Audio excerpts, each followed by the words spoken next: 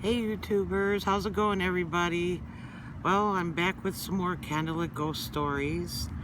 Um, my daughter Savannah and I did live in a haunted apartment for 19 years, and most of the activity was, I would say, quite benign. Oops, my candle went out. We may or may not have trouble keeping that one lit, but in the meantime, most of the spirits we encountered in our apartment were not so bad that we felt we needed to do any kind of a cleansing. They were just friendly visitors overall. But that changed probably about 5 years after we moved into the apartment. Up until then, we were hearing footsteps, we were hearing people breathing, the occasional spirit visitor from family members that had passed away and whatnot.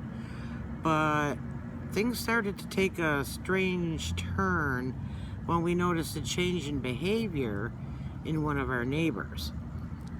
Well, we're gonna simply refer to him as Ray. And for 3 years, Ray lived upstairs from us. He was the perfect neighbor. And out of nowhere one day, he started behaving kind of hostile and aggressive. So I initially disregarded it, thinking maybe I did something to offend him, because he was starting to call me names. He was trying to spit at me, and his eyes would go real dark, and it just looked like anger had overtaken him. Well, it didn't take long before I started hearing from some of the neighbors. They were afraid of him. He was behaving aggressive towards them.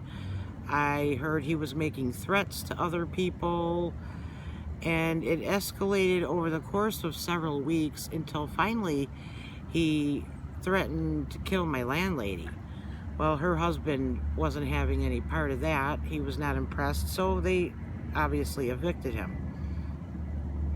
So within 3 days of him getting evicted, I was hearing rumors that he was telling people in the neighborhood he could break into that apartment anytime he wanted.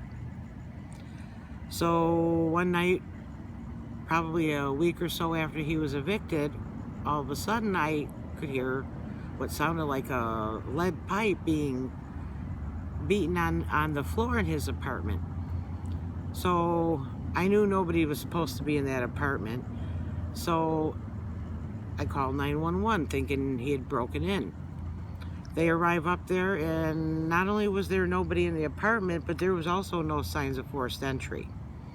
So that was the first incident that really caught me off guard.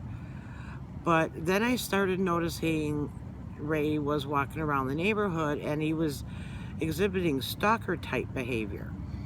So, random people would be walking down the street and he'd jump out from a bush at them and scare them.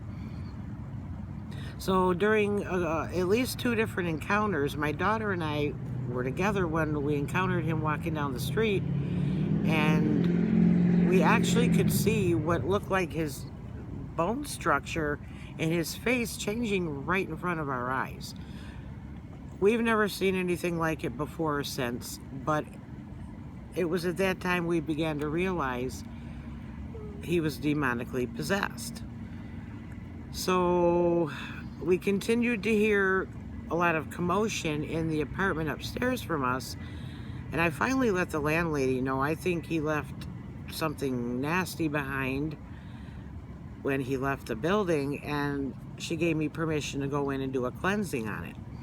So the activity stopped in his apartment, but then it started in our apartment. I woke up about 1:30 in the morning one night, shortly after the cleansing, and to the screams of my daughter, like a blood-curdling scream coming out of her room. I thought somebody had broken into the apartment, so I went running into her bedroom, knife in hand, thinking I have to defend my daughter. And it's just her in the bedroom. So I said, well, what's the matter? What's going on? And she said, can't you hear that? And as soon as she said that, I could hear this really intense, loud pounding coming from within her bedroom wall. And initially I thought, well, it's just the next door neighbor trying to scare her. As soon as I told her that it's just the neighbor trying to scare you, the sound started moving down the wall into the bathroom, like out of her bedroom and into the bathroom. In order for that sound to have done that, I knew the layout of the apartment next to me. In order for that man to have pounded on the wall in her bedroom and then into the bathroom without breaking stride, he would have had to have gone through a wall. It just wasn't possible. So at that point I realized it was not the next door neighbor trying to scare us. I realized it was, again, another problem with whatever Ray had left behind. So I told my daughter, I said, get out of the apartment now. She goes running out of the living room, through the kitchen, out of the bedroom, through the kitchen, and through the living room. And that sound followed us down the entire length of that wall, the entire way out of the apartment. So at that point, we realized we had a problem. It took about 3 weeks and a whole lot of holy water to get rid of that problem, but we finally did.